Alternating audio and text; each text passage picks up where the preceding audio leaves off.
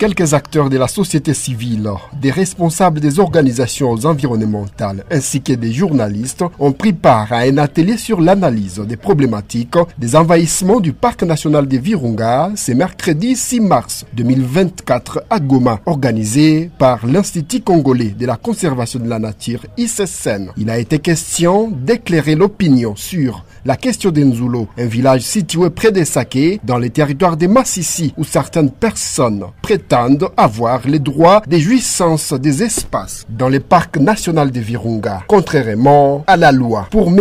Méthode Bagourgoumoué, cadre de Virunga Fondation, et gestionnaire de l'ICCN, personne ne dispose de droits sur les aires protégées et plus particulièrement l'espace d'Nzulo après la dernière décision qui a été prononcée par un jugement. Méthode Bagourgoumoué que nous avons rendu public. Nous pensons qu'à travers ce genre d'initiative que nous avons commencé, parce que nous allons le poursuivre, aujourd'hui on a été avec les organisations de la société civile environnementale, mais il y a plusieurs autres couches de population que nous allons rencontrer sur cette question, afin de vider tous les rumeurs et tous les doutes que les communautés ont sur cette question. Les participants ont compris que tous les agissements autour d'Nzulo étaient sans fondement. Certains ont appelé la population au calme. Et aussi longtemps que la population d'Nzulo va chaque fois se positionner aux rumeurs sans soubassement, c'est un problème. La population d'Nzulo juste accepter sportivement les résultats et la vérité via l'arrêt rendu par la cour d'appel de Tanganyika en appel, et appeler aussi ces populations de se retirer sportivement, tel que je l'ai dit, et de mener tous cette lutte de conservation. Pourquoi? Parce que le parc national de Virunga aujourd'hui, c'est un espace classé parmi les aires protégées, aussi classé un patrimoine mondial de l'UNESCO, et que entreprendre des activités de destruction ne serait pas efficace pour sa conservation.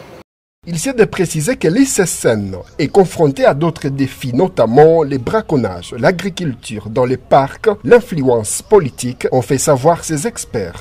Dans les alentours de la salle de cet atelier, quelques jeunes d'Nzulo ont fait un sit-in réclamant la prise en compte des autochtones dans toute démarche autour de ces dossiers. Ils fustigent la non-participation des communautés locales dans tout ce que l'ICCN entreprend.